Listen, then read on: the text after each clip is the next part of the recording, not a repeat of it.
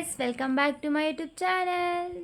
ನಾನಿವತ್ತು ಹಾಲೊಬ್ಬಟ್ಟು ಮಾಡೋದು ಹೇಗೆ ಅಂತ ತೋರಿಸ್ತಾ ಇದ್ದೀನಿ. ಫಸ್ಟ್ ಆಫ್ ಆಲು ಹಾಲೊಬ್ಬಟ್ಟು ಅಂದರೆ ಏನು ಅಂದರೆ ಪಾನಕ ಮಾಡ್ಕೋಬೇಕು, ಸಿಹಿ ಪಾನಕ ಮತ್ತು ಪೂರಿ ಮಾಡ್ಕೋಬೇಕು. ಇದನ್ನೇ ಹಾಲೊಬ್ಬಟ್ಟು ಅಂತೀವಿ.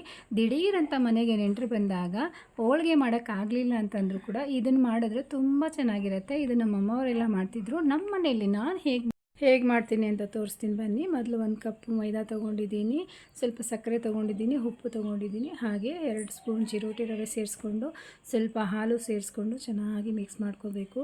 ಚಿರೋಟಿ ರವೆ ಮಿಕ್ಸ್ ಆಗಿರೋದ್ರಿಂದ ನಾವು ಒಂದು 10 ನಿಮಿಷ ಚೆನ್ನಾಗಿ ನೀರು ಚುಮ್ಸ್ಕೊಂಡು ಕಲಿಸ್ಕೊಂಡು ಚೆನ್ನಾಗಿ ನಾದ್ಕೊಂಡು ಒಂದು 10 ನಿಮಿಷ ರೆಸ್ಟ್ ಮಾಡೋಕ್ಕೆ ಬಿಟ್ಟರೆ ಪೂರಿ ಚೆನ್ನಾಗಿ ಬರುತ್ತೆ. ಇದಾದ ಮೇಲೆ ಪಾನಕಕ್ಕೆ ನಾವು ಏನೇನು ತೊಗೋಬೇಕು ಅಂತ ತೋರಿಸ್ತೀನಿ.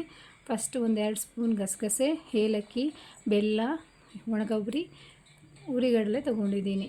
ಈಗ ಒಂದು ಪ್ಯಾನ್ಗೆ 2 ಸ್ಪೂನ್ ಗಸಗಸೆ ಹಾಕ್ಕೊಂಡು 2 ಏಲಕ್ಕಿ ಹಾಕ್ಕೊಂಡು ಚೆನ್ನಾಗಿ ಕೆಂಪಗಾಗೋ ಥರ ಹುರ್ಕೋತಾ ಇದ್ದೀನಿ.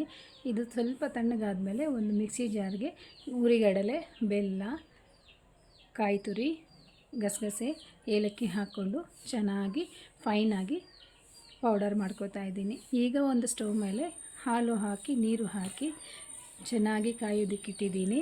ಇದು ಹುಕ್ಕು ಬರೋವರೆಗೂ ಕಾಯಿಸ್ಕೋಬೇಕು. ಹುಕ್ಕು ಬಂದಾದ ಮೇಲೆ ನಾವು ಮಾಡ್ಕೊಂಡಿರ್ತೀವಲ್ವ ಆ ಪೌಡರ್ನ ಹಾಲಿಗೆ ಸೇರಿಸ್ಬೇಕು. ಎಲ್ಲ ಪೌಡರು ಸೇರಿಸಿದ್ದಾದಮೇಲೆ ಚೆನ್ನಾಗಿ ಮಿಕ್ಸ್ ಮಾಡ್ಕೋಬೇಕು. ಮಿಕ್ಸ್ ಯಾಕೆ ಅಂತಂದರೆ ಹುರಿನ ಸ್ವಲ್ಪ ಲೋ ಫ್ಲೇಮಲ್ಲೇ ಇಟ್ಕೋಬೇಕು, ಇಲ್ಲ ಅಂತಂದರೆ ತಳ ಹಿಡಿಯುತ್ತೆ.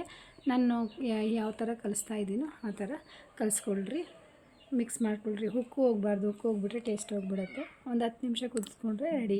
ಈಗ ನಾವು ಪೂರಿನ ಲಟ್ಸ್ಕೋಬೇಕು. ಪೂರಿ ಈಗ ಆವಾಗಲೇ ಕಲಸಿಟ್ಟಿದ್ವಲ್ಲ, ಅದು ಚೆನ್ನಾಗಿ ನೆಂದಿದೆ. ಆದಷ್ಟು ಚಿಕ್ಕ ಸೈಜೇ ಮಾಡಿಕೊಂಡು ಎಷ್ಟು ಬೇಕೋ ಅಷ್ಟು ಲಟ್ಸ್ಕೊಂಡು ಒಂದು ಬಾಣಲಿಯಲ್ಲಿ ಎಣ್ಣೆ ಇಟ್ಟು ನೋಡಿ, ಎಣ್ಣೆ ಕಾದಿದೆ. ಇವಾಗ ಪೂರಿ ಬಿಡ್ತಾಯಿದ್ದೀವಿ. ಇದು ಅಷ್ಟೇನು ಬ್ರೌನ್ ಕಲರ್ ಆಗೋಷ್ಟಿಲ್ಲ, ಸುಮ್ಮನೆ ಹಂಗೆ ಹಾಕಿ ತೆಗೆದುಬಿಟ್ರೆ ಸಾಕು. ಎಣ್ಣೆ ಸ್ವಲ್ಪ ಜಾಸ್ತಿ ಕಾದೋಗಿದೆ, ಅದಕ್ಕೆ ಸ್ವಲ್ಪ ಬ್ರೌನ್ ಕಲರ್ ಆಗೋಯಿತು. ಎಲ್ಲ ಪೂರಿಗಳನ್ನೂ ಇದೇ ಥರ ನಮಗೆ ಎಷ್ಟು ಬೇಕೋ ಅಷ್ಟು ಪೂರಿಗಳನ್ನ ಲಟ್ಸಿಟ್ಕೊಂಡು ಒಂದೊಂದಾಗಿ ಬಿಟ್ಟು ನಾವು ಪೂರಿನ ಎತ್ಬಿಡ್ಬೇಕು. ಸುಮ್ಮನೆ ಹಂಗೆ ಹಾಕಿ ತೆಗೆದ್ರೆ ಸಾಕು. ಈ ಥರ ಏನು ಬ್ರೌನ್ ಕಲರ್ ಬರೋಷ್ಟಿಲ್ಲ. ಈಗ ಎಲ್ಲ ರೆಡಿ ಮಾಡ್ಕೊಂಡಿರೋ ಪೂರಿಗಳನ್ನ ಆ ಪಾನಕದಲ್ಲಿ ಅದ್ದಿ ತಟ್ಟೆಗೆ ಹಾಕ್ಕೋಬೇಕು. ತಟ್ಟೆಗೆ ಹಾಕ್ಕೊಂಡು ಒಂದು 5 ನಿಮಿಷ ಅದ್ದಿ ಹಂಗೆ ತೆಗೆದ್ರೆ ಸಾಕು. ಜಾಸ್ತಿ ನೆಂದೋದ್ರೂ ಕೂಡ ಅಷ್ಟು ಚೆನ್ನಾಗಿರೋದಿಲ್ಲ.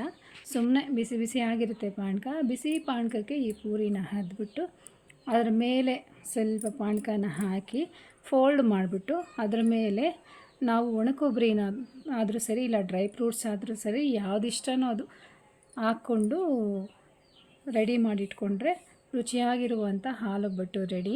ಒಂದ್ಸಲಿ ನೀವು ಈ ರೆಸಿಪಿನ ಟ್ರೈ ಮಾಡಿ. ಈ ವಿಡಿಯೋನ ಲೈಕ್ ಮಾಡಿ, ಶೇರ್ ಮಾಡಿ, ನನ್ನ ಚಾನಲ್ನ ಸಬ್ಸ್ಕ್ರೈಬ್ ಮಾಡಿ.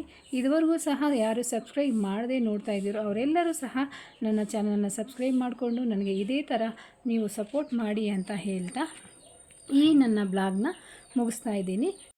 ನಮಸ್ತೆ.